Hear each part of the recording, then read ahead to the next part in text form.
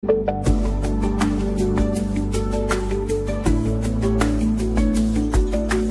palagay nyo guys, kailangan ko lang siguro tumigil mag-toner, no?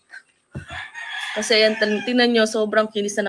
Sobrang kinis. Okay guys, pag-usapan naman natin tong mga pulis. 15 na pulis, mga absat, may 2 million monthly salary. O, sino to mga pulis na to? Pero bago yan, bago pala natin putan si Bad, mga absat, wait lang. Meron ako, may article ako dyan. Dali. Pakita ko lang. May article ako pala dito. Dali. Bago natin puntahan yung pag natatawa itong si Sir Bad eh. Wait lang. May article tayo dyan. Yung mga pulis. Nako, pati pala itong si Emil. Mamaya pag-usapan natin to. Ito to. Na ang mga pulis na sangkot umano sa pagdukot at pagpatay sa mga sinasabing sabungero.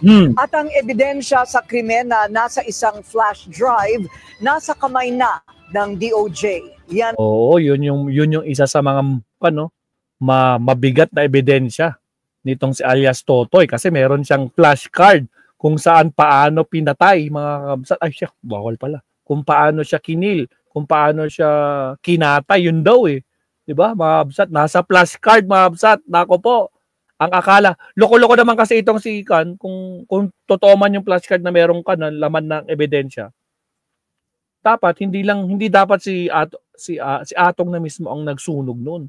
Inutusan niya pa itong si alias Totoy na sunugin mo na yan. Anong sinabi ni alias Totoy? Nasunog na boss, pero hindi pala. Dapat siya na mismo. Sinigurado dapat niya. Ang problema, nako po, ito na. Ebidensya, ma'am. Doon tayo babatay. Okay, tuloy. Ng agenda reporting, Andrea Salve. Hawak na ni Justice Secretary Boying Rimulya ang flash drive ng whistleblower na si alias Totoy na naglalaman umano ng mga ebidensya kaugnay sa missing sabungeros. Ayan na yung mga ebidensya ng mga missing sabungeros. According din dito kay alias Totoy, hindi lang 30 plus, kundi 100. 100 mga kabsat, mga sabungeros pa lang talaga nawawala. Pero tumanggi muna siyang magbigay pa ng impormasyon tungkol dito. Nasa restrictive custody na rin ang 15 pulis mula sa Laguna na dawit sa kaso. Ayan, nasa restrictive custody na itong mga dawit na pulis. Nakilala na nila yung mga 15 na pulis, mga absat. Nakilala na nila. Ayon kay Rimulya, sila raw ang nag-execute sa pagdukot at pagpatay sa mga biktima. Restricted sila, restricted movement sila. Sir, so does this mean we will see charges being filed against them? Doon na papunta yun. Sa panig... kakasuhan ba natin yan, DOJ? Doon na papunta. Papunta na doon, Sir Leonardo. Ng Napolcom, iniimbestigahan na raw nila ang ilang tauhan ng PNP, kabilang na ang mga nasa matataas na pwesto, na inuugnay din sa kaso ng mga nawawalang sabungero. Ayon kay Napolcom Executive Officer Attorney Ralph Kalinisan, tinitingnan nila ang administrative aspect ng kaso. Pwede rin daw silang magsimula ng summary dismissal proceedings laban sa mga sangkot na pulis. Para sa agenda, Andrea. Alright, so yan, nasa custody na ng mga yung mga 15 na pulis. Palitan naman natin itong sukat. Actually, meron pang isa eh. Dali lang Meron pa akong isa dito. Check ko lang. Wait lang saglit. Meron pa dito maabsat. Balikan lang natin Meron pa ako dito eh. Ito, ABS-CBN pala ito. Wag to, masyadong kanto. Crucial to, ABS-CBN. Nako po. Wag yan. ABS-CBN yan. O sige, punta na tayo kay Bad. Bad! Punta ka namin, Sir Bad. Pahiram ulit ng video mo for the second time. Bad. Okay, punta na si Bad. Naku, nagpiplay na pala. Kanina po. Or daw, ito daw ay pera given to them in relation to itong paglikida or pagsalvage or pagpatay na nga dito sa mga sabungero na gumawa ng game fixing dyan sa isabong ni Charlie Atong Ang. According dito sa witness na si Julie Dondon Patidongan or alias known as Totoy. At sabi ni Patidongan, kwan talaga, itong mga pulis na ito yung kinokontak niya kung meron ng kailangan na patayin at iniimbita niya sa isang lugar. At yun na, pinipick up na sila ng mga pulis. And then yun, dinadala, tinotorture at muna. At yun, itinatapon sa Taal Lake. So, grabe, no? Ganito makikita nyo. Parang hindi lang, kasi marami rin siyempre, lalo na si Atong Ang, yung mga lawyers niya, si Atty. Lorna Capunan, na sinisira yung kredibilidad nitong si alias Dondon. You're not going to believe what happened. Tell me everything. I'll show you on Monday.com. So Again, sa mga bagong pasok, shoutout sa ating 400 plus viewers. Sa mali pa nag-like and subscribe po tayo. Salamat po. Pero malaki itong syempre, very significant itong prinesentang mga vouchers ni Patidongan. Dahil dito makikita natin na very credible siya. Kumbaga, tulad ng sinasabi niya, siya rin nagbabayad dito sa mga pulis. Kumbaga, dumadaan din sa kanya ang pera. Kaya hindi pwede maliitin or sabihin na extortionist or walang kinalaman siya sa mga operations ni Atong Ang. Kasi ganun na pinapalabas nila kahit long time at trusted tao ito ni Atong Ang. So pakinggan natin itong report ng GMA7, kaya lang medyo stricto ito sa copyright, kaya really panoorin natin yung balita ukol dito sa pakinggan na lang natin yung Arnel Tan, shout out. Good morning, sa Arnel. mga voucher, meron pa nga dito date 20, 28, 21, 2.6 million, ganun, no? Ito yung para makita nyo. Isa sa mga vouchers na prinesenta ng, ewan ko kung klaro dyan, isa sa mga vouchers na prinesenta ng May sample lahat ako niyan eh. Tika lang. Wait lang Pakita natin yung voucher. Alam ko meron ako niyan. Dali lang mga absat. Pakita natin. Alam ko may voucher ako dyan eh. Ito yung voucher. Yun Petty cash, 2 million. Nako, 2022 Nako po. Intel, November 2022, 2 million voucher. Meron talaga. Ito. Catch of video yata to. Video ba to? Tignan nga natin. May voucher tayo dyan, mabsat. Ito. Talunin natin. Puntahan natin yung voucher. Ito. Some police receive up to 2 million monthly. Payola! From Atong, says the whistleblower. Ayan, grabe. Petty 2 million, Whistleblower Ombudsman Charlie Atong Ang was paying some policeman up to 2 million monthly. Emil Sumangil, exclusive report. Ano ko kwento si Emil? Nakadelikado. Sabi nila, nako po. Ito, recently turned down authorities to copies of petty cash voucher cups. The highest amount allegedly paid was over 2.6 million to a police unit until allegedly did the job. Ito, meron tayong mabsat. So, siya, balik tayo kay Bad. Bad, pasok. Patidongan sa mga investigador at yun, pinalabas ng GMA7. So papakinggan natin ito audio lang kasi medyo stricto nga itong si GMA sa mga copyright issues.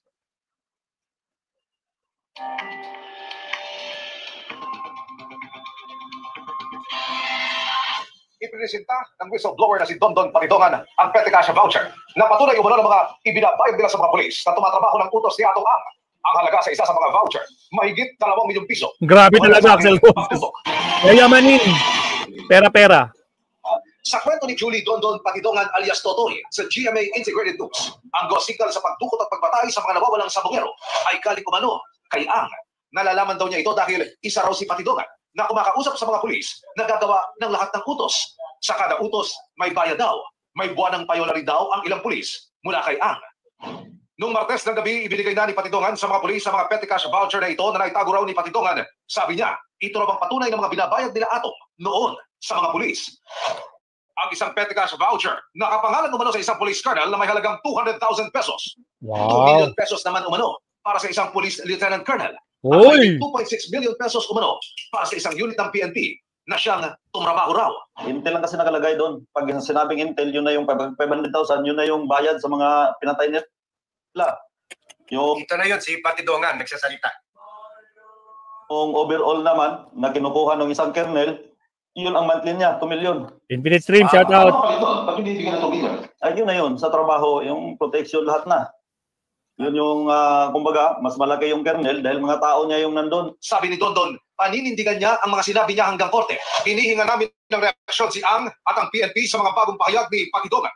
Para sa GMA Integrated News, Emil Sumangil, nakatutok, 24 oras. Biro nyo, doon lang sa 15, ibig sabihin 30 million lang. 30 million na sa kanila lang. Ha? So sa pulis lang ito. So imagine nyo na lang, ha? Magkano kaya sa mga police generals? Magkano kaya sa police chief? Ha? No wonder, ngayon lang ito lumantat si Patidongan kasi nakikita niya si General Nicolas Torre lang ang PNP chief.